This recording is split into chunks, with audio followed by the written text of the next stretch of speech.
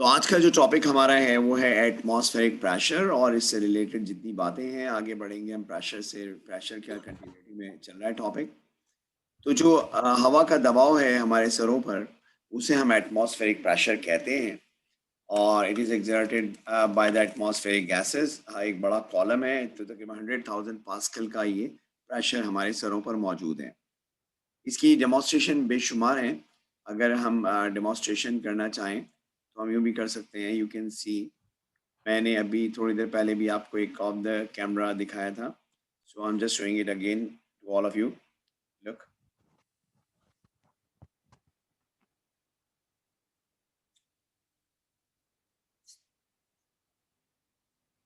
आप देख रहे हैं कि ये एयर कैप आपका पेन का कैप है और मैंने इसके अंदर की हवा सक कर ली। उसकी वजह से ये हुआ कि बाहर की जो हवा का दबाव है उसने इसको होल्ड करके रख दिया। मैं एक मरतबा फिर करके दिखाता हूँ दोबारा ताकि आप लोग इससे समझ सकें।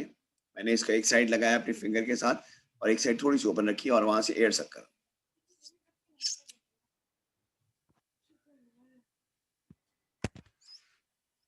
ये देखिए, बिल्कुल कोई ग्लू नहीं है, कुछ नहीं है, हवा का दबाव। ऐसे ही एक्सपेरिमेंट जो है वॉन ग्यूरिक ने मैक्सबर्ग में किया था। उसने 2 बॉल्स को लेकर जोड़ा और एटमॉस्फेरिक प्रेशर लोगों को यकीन दिलाया कि there is a mean big pressure of air present on us, हमारे सरों पे मौजूद है और हवा का दबाव है, लेकिन लोग मान नहीं रहे थे। इस एक्सपेरिमेंट के बाद लोगों को अंदाज़ा हुआ कि हवा भी एक बहुत बड़ा दबाव देती है। हो ये रहा था अभी कैप में कि अंदर की हवा निकाल देने के बाद जब हमने एयर सक कर दी तो बाहर की जो एयर थी उसने इसे इतना ज़ोर से दबाया कि उसे वहाँ से गिरने नहीं दिया। तो उसका ये मतलब जो सामने आई सूरत-ए-हाल वो ये आई, मेरा एक सवाल है। वो ये सूरत-ए-हाल सामने आई। तो जो बात हम कर रहे थे वॉन ग्यूरिक के रिलेटेड, तो वो एटमॉस्फेरिक प्रेशर को एक्सप्रेस करने के लिए यहाँ पर जो है काफ़ी था। ख़ैर ये देखिए, एटमॉस्फेरिक प्रेशर को मेज़र करने के लिए जो इंस्ट्रूमेंट इस्तेमाल होता है उसे हम बैरोमीटर कहते हैं। बैरोमीटर मरकरी का भी होता है और एनेरॉइड बैरोमीटर भी होता है, जिसे किचन बैरोमीटर्स भी कहते हैं। मरकरी एंड बैरोमीटर में एक ट्यूब होती है 1 मीटर की पूरी, उसको हम मरकरी से भर के उल्टा उंडेल देते हैं एक उसमें क्या कहते हैं ट्रफ के अंदर जहाँ मरकरी फिल होता है ऑलरेडी। तो मरकरी अपने वेट से नीचे आ जाता है। नॉर्मल एटमॉस्फेरिक प्रेशर पे मरकरी 76 सेंटीमीटर तक की हाइट तक आएगा, उससे नीचे नहीं आएगा। इसका मतलब ये होगा कि यहाँ पर हवा का दबाव होगा तो इसे नीचे नहीं आने देगा, बस ये यहीं तक आएगा, इससे ज़्यादा नीचे नहीं आ सकेगा। हाँ, अगर हवा का दबाव यहाँ ज़्यादा हो गया तो ये मरकरी जो है ऊपर चढ़ जाएगा और अगर हवा का दबाव बाहर कम हुआ किसी वजह से, कभी एयर का प्रेशर कम हो जाता है, लो प्रेशर होगा तो बाहर हवा कम हो जाएगी तो अंदर का वेट ज़्यादा होगा, वो नीचे आ जाएगा। तो नीचे आने का मतलब जो एटमॉस्फेरिक प्रेशर है वो कम है और इसके ऊपर जाने का मतलब है कि एटमॉस्फेरिक प्रेशर ज़्यादा है। इस अंदाज से ये बैरोमीटर काम करता है। अब देखिए, अगर प्रेशर इन लिक्विड की बात की जाए तो प्रेशर जो लिक्विड का है वो उसकी डेप्थ में ज़्यादा होता है। यानी liquid always exert it's pressure at its bottom, अपने बॉटम पे एक्सर्ट करता है प्रेशर। सॉलिड भी अपने बॉटम पे एक्सर्ट करता है।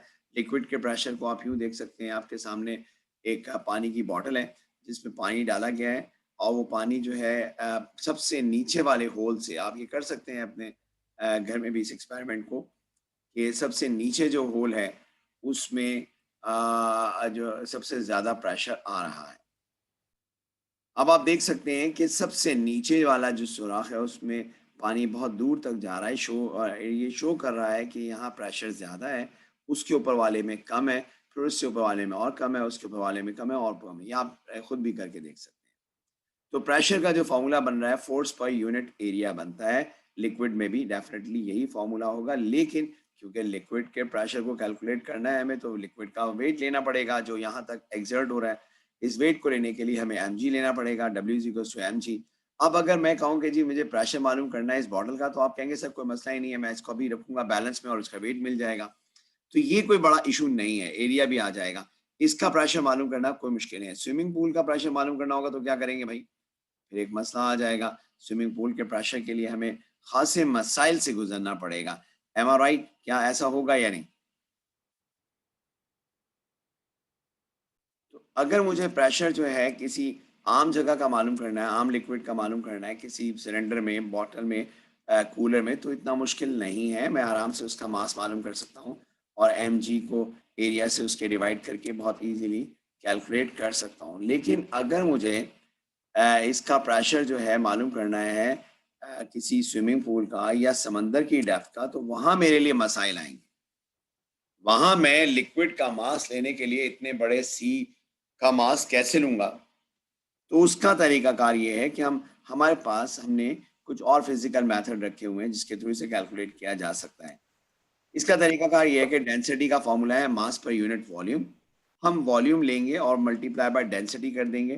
तो डेंसिटी मालूम करना तो इतना मुश्किल नहीं है, आरडी बॉटल के थ्रू हम डेंसिटी बहुत ईज़िली मालूम कर सकते हैं, समंदर के पानी की, राइट, या स्विमिंग पूल के बो पानी की। अच्छा, अब उसका मास इस तरह से आ जाएगा कि D = m/v है, डेंसिटी को हम उसके वॉल्यूम से मल्टीप्लाई करेंगे और मास मिल जाएगा। सवाल पैदा होता है सर कि ये वॉल्यूम कैसे मालूम करेंगे? आपने डेंसिटी तो मालूम कर ली, कोई प्रॉब्लम ही नहीं है। लेकिन अब इतना बड़ा समंदर है, उसका वॉल्यूम कैसे मालूम करेंगे? ये भी एक बड़ा क्वेश्चन है कि भई हम इसका वॉल्यूम कैसे मालूम करेंगे? अब ऐसा करेंगे कि हमें पता है कि लिक्विड की डेंसिटी को हम रो एक सिंबल होता है उससे रिप्रेज़ेंट करते हैं। तो D = रो। यहाँ पर D जो है यानी D आमतौर पे डेंसिटी के लिए इस्तेमाल होता है, लेकिन लिक्विड की डेंसिटी के लिए स्पेशली रो का सिंबल इस्तेमाल करते हैं ग्रीक लैंग्वेज में। तो जनाब ये हमारे पास आ गया। अब हम क्या करते हैं कि हम यहाँ फ़ॉर्मूले में m = रो v लिखते हैं। अब v का फ़ॉर्मूला ये होता है length into breadth into height. आवाज नहीं आ रही सर। तो अब बात ये हो रही है बेटा कि प्रेशर इन लिक्विड मालूम करने के लिए जब हमने बात की कि हम मासेस मालूम करना चाहते हैं, तो मास के लिए तो हमने डेंसिटी निकाल ली, रो का सिंबल इस्तेमाल हो गया। सर आपकी आवाज कट कट के आ रही है। तो अब जो है ये वॉल्यूम मालूम करने के लिए हम length into breadth into height का फॉर्मूला लेते हैं आमतौर पे, लेकिन यहाँ तो लिक्विड है, तो लिक्विड के लेंथ ब्रेथ के बजाय एरिया इनटू हाइट ले लेते हैं और एज्यूम करते हैं कि लिक्विड एक सिलेंडर में मौजूद है। तो सिलेंडर का जो एरिया है वो पाई आर स्क्वायर भी होता है, एरिया भी होता है। उसका एरिया कैलकुलेट कर लेंगे पाई आर स्क्वायर की फॉर्मूला से। तो फॉर्मूला बन जाएगा मास मालूम करने के लिए जो हमने अभी निकाला था, वॉल्यूम इंटू डेंसिटी। तो डेंसिटी की जगह डेंसिटी रहेगा रो और वॉल्यूम की जगह एरिया इंटू हाइट आ जाएगा। अब हम इस फॉर्मूला को डिवाइड करते हैं एरिया से ताकि प्रेशर मिल जाए। तो प्रेशर के लिए हमने जब इसको पुट किया इक्वेशन नंबर 1 में, तो m की जगह आ गया रो ए एच और g एज इट इज आ गया अपॉन a आ गया यहाँ से।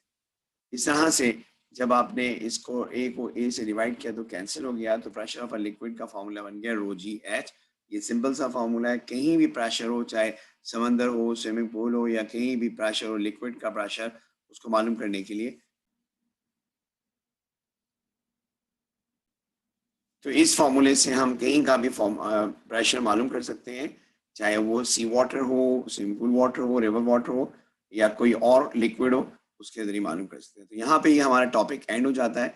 इंशाल्लाह हम जो है इस टॉपिक को फिर दोबारा से कंटिन्यू करेंगे। Will definitely right continue this topic in the next segment. Thank you बेटा।